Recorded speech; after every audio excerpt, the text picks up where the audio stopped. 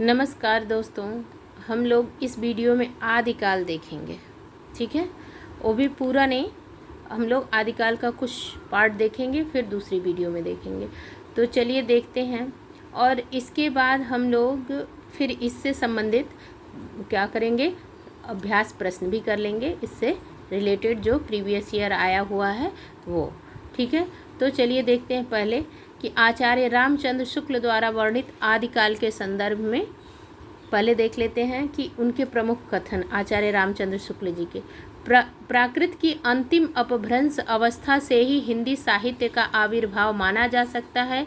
हिंदी साहित्य का आदिकाल 1050 से लेकर संवत 1375 तक अर्थात महाराज भोज के समय से लेकर हमीर देव के समय के कुछ पीछे तक माना जा सकता है। जब भी संवत रहता है ना, तो वो आचार्य रामचंद्र शुक्ल जी की जो पुस्तक है उससे लिया रहता है। राजाश्रित कवि और चारण जिस प्रकार नीति श्रृंगार आदि के फुटकल दोहे राजसभाओं में सुनाया करते थे, उसी प्रकार अपने आश्रयदाता राजाओं के पराक्रमपूर्ण चरितों या गाथाओं का वर्णन भी किया करते थे। यही प्रबंध परंपरा रासों के नाम से पाई जाती है, जिसे लक्ष्य करके इस काल को हमने वीर गाथा काल कहा है। तो आदिकाल को वीर गाथा काल किसने कहा है, ये प्रश्न बनेगा, तो आचार्य रामचंद्र शुक्ल ने कहा है। अपभ्रंश नाम पहले पहल बल्लभी के राजा धारसेन द्वितीय के शिलालेख में मिलता है, जिसमें उसने अपने पिता गुहसेन विक्रम संवत 650 के पहले को संस्कृत, प्राकृत और अपभ्रंश तीनों का कवि कहा है। मतलब अपभ्रंश नाम सबसे पहले कहाँ मिलता है, बल्लभी के राजा दाहरसेन द्वितीय के शिलालेख में मिलता है। वो अपने पिता को क्या कहता है कि संस्कृत, प्राकृत और अपभ्रंश तीनों का कवि कहा है। सिद्धों की उद्धृत रचनाओं की भाषा देश भाषा मिश्रित अपभ्रंश या पुरानी हिंदी की काव्य भाषा है। पुरानी हिंदी की व्यापक काव्य भाषा का ढांचा सौरसेनी, ठीक है, पुरानी हिंदी की व्यापक काव्य भाषा का ढांचा सौरसेनी प्रसूत अपभ्रंश अर्थात ब्रज और खड़ी बोली पश्चिमी हिंदी का था। और ये सारे जो कथन हैं ये आचार्य रामचंद्र शुक्ल जी के हैं। किसके हैं? आचार्य रामचंद्र शुक्ल जी के।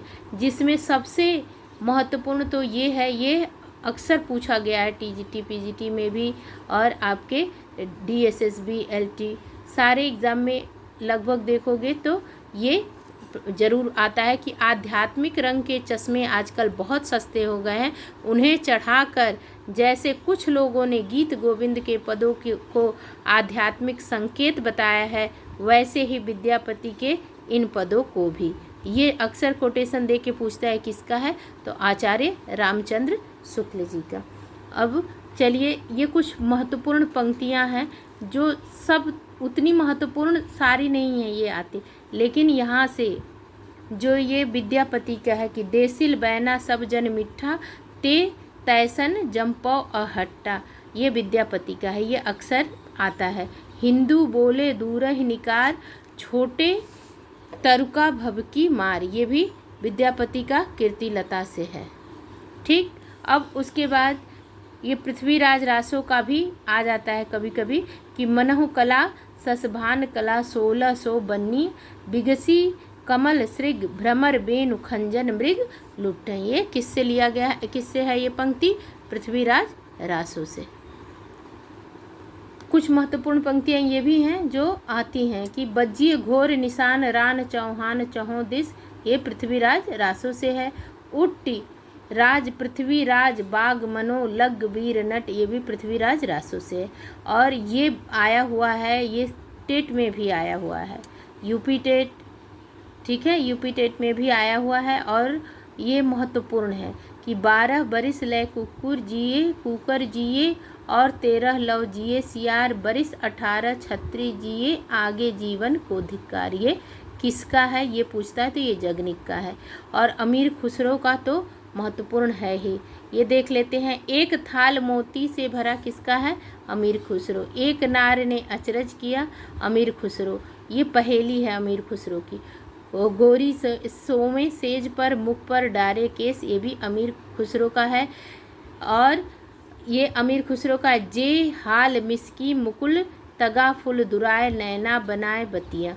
और विद्यापति के पदावली से है कि सरस बसंत समय भल पावल, विद्यापति पदावली से भी है। अकाल कहल पिय साझ हीरे जाइब मई मारुदेश, ये भी विद्यापति के पदावली से। अब चलिए महत्वपूर्ण तथ्य देख लेते हैं। क्या है कि प्राकृताभास हिंदी का तात्पर्य प्राकृत की रूढ़ियों में बहुत कुछ बद्ध हिंदी और कवि विद्यापति ने दो प्रकार की भाषा का प्रयोग किया है, पुरानी अपभ्रंश का और बोलचाल की देसी भाषा का। गाहा या गाथा कहने से प्राकृत का बोध होता है, दोहा या दूहा कहने से अपभ्रंश या लोक प्रचलित काव्य भाषा का बोध होता है। भरत मुनि जो विक्रम संवत जो तीसरी शती है ने नाट्य शास्त्र में अपभ्रंश नाम न देकर लोक भाषा को देश भाषा ही कहा है। अपभ्रंश या प्राकृताभास हिंदी की रचना विक्रम की 7वीं शताब्दी से होने लगा था।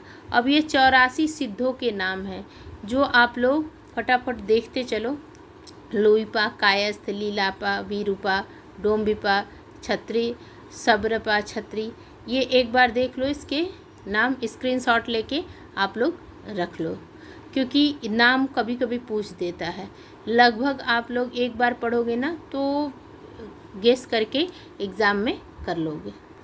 ठीक है, ये देखो आप लोग एक बार स्क्रीनशॉट देख के स्क्रीनशॉट लेके रख लो आप लोग।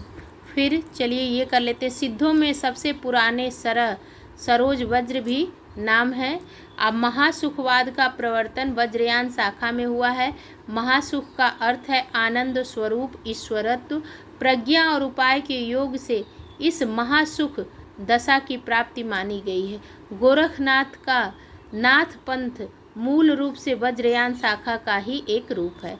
और गोरखनाथ ने पतंजलि के उच्च लक्ष्य ईश्वर प्राप्ति को लेकर हठ योग का प्रवर्तन किया।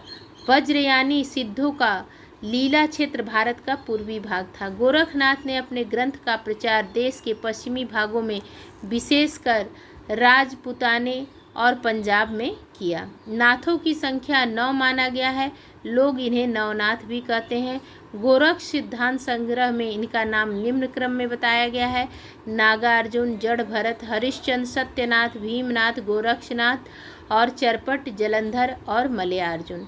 अब हम लोग अपभ्रंश साहित्य अगली वीडियो में देखेंगे। ठीक है, मिलती हूँ नेक्स्ट वीडियो में। और जो भी इस वीडियो में नया है प्लीज़ वीडियो को सब्सक्राइब कर ले।